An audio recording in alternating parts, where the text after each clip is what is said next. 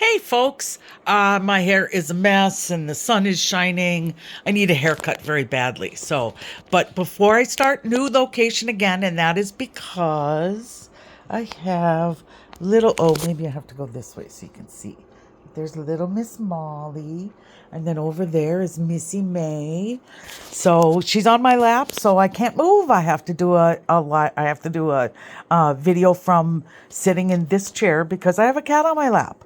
So today, what I wanted to talk to you about is something that I don't think it's new, but it's new to me. I know I keep saying that, but it's something that I hadn't heard of until very recently.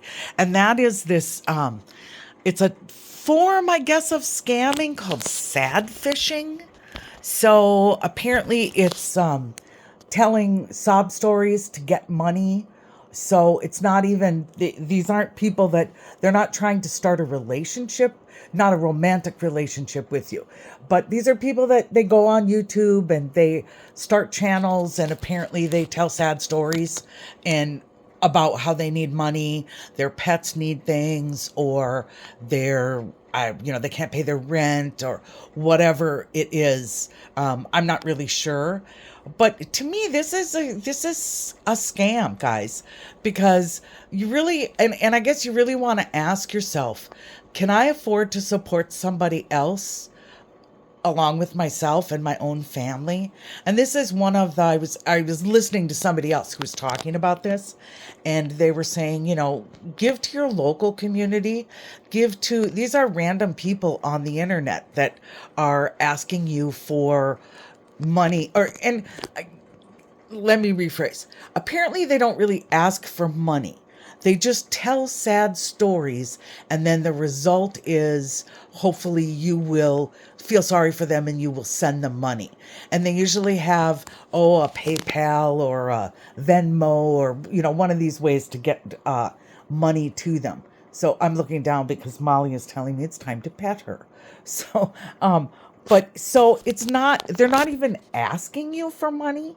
They're just telling sad tales and then hoping that you will send them money and feel sorry for them.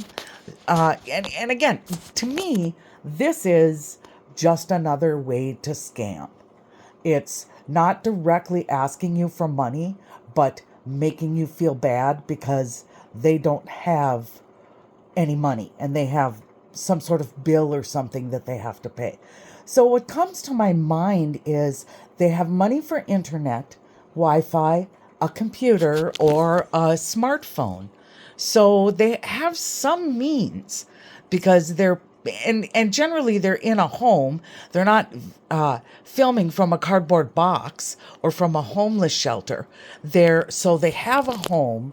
They have some sort of means that they're able to pay their bills and afford to live in their home. So it really, that to me, that calls into question these sad fishing folks. And I wonder, let me backtrack. I don't wonder. What I think is that rather than give to virtual strangers on the internet, that giving to your local community might be a better idea.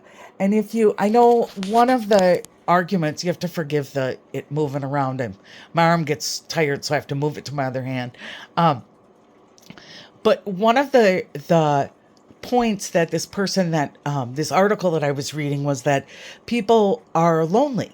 And so they go online and they see these people online and they connect with them, and feel sorry for them. And so then they send them money. But what if you donated to someplace local and made those connections with people in person?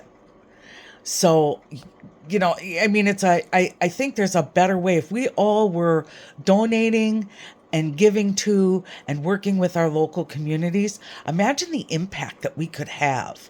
I have a row of really nice shoes and boots and things that I'm donating.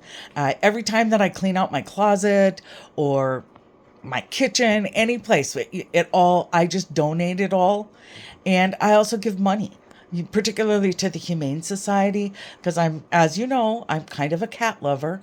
So I have three actually. The big white one you'll probably never see because she just hides.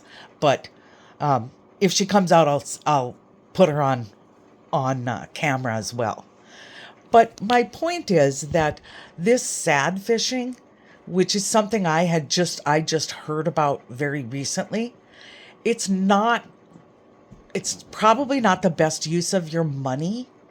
I think these people, I mean, there was one person that was mentioned in this article, and I'm not going to mention any names, but this person made over $100,000 in donations. Now, that doesn't include, that was on this person's YouTube channel where I'm not sure how that works. Apparently, you can give money in some way on a YouTube channel. I would have to investigate to understand because I don't know how that works. But just on that, plus she had a PayPal, plus she had a Amazon wish list and Venmo, and I think there was something else, and did GoFundMe as well. So it is a way to make a bunch of money. I mean, that's a significant amount of money. So that I have to question who needs that much money to survive, and how is it that they've been surviving up until then without that money? There was no change in this person's life, that there wasn't a death of a spouse or loss of a job, nothing like that that changed in this person's life so that they now needed money. They just went on, started a YouTube channel and started talking to people.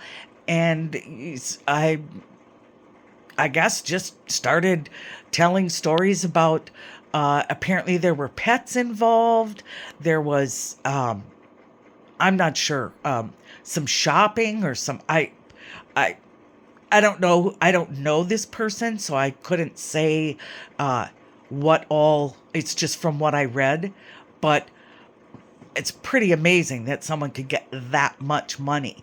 Again, I look at it and say, let's give to our local community. One single person, imagine the impact of that $100,000 to across many, many communities. And it might seem like, oh, I'm giving 10 or 20 or 50 or $100. That's not very significant. Every bit is significant. And when you look at, I look at like the Humane Society, they put out, it says for a $10 donation, what that buys. Like that buys food and shelter and litter for X number of cats for X number of days. And it's the same with the food shelves. When I donate money to them, they always give a slip that says, a $10 or $20 donation, because they get matching and things like that, feeds a family of 4 for 2 days. I mean, so the impact is actually pretty great if you look at it that way. So even if you're thinking and you're on one of these channels where somebody is lamenting their financial situation, ask yourself if maybe your money wouldn't be better spent locally, and whether or not sending a check to one of the local, or go in and donate the money. I have very good friends now at the Humane Society because, I go in with my check or I go in with my debit card and I just visit with them. And of course I pet the cats. So that's it for today. I just really wanted to talk about this sad fishing because it's another form of scamming. So just wanted to kind of give folks a heads up. Again, ask you to subscribe and like if you like the videos, and add your input. I really would love to get more comments and start more conversations about these things, these scams. So remember, we pay for love with our hearts, not our wallets. Thanks, guys.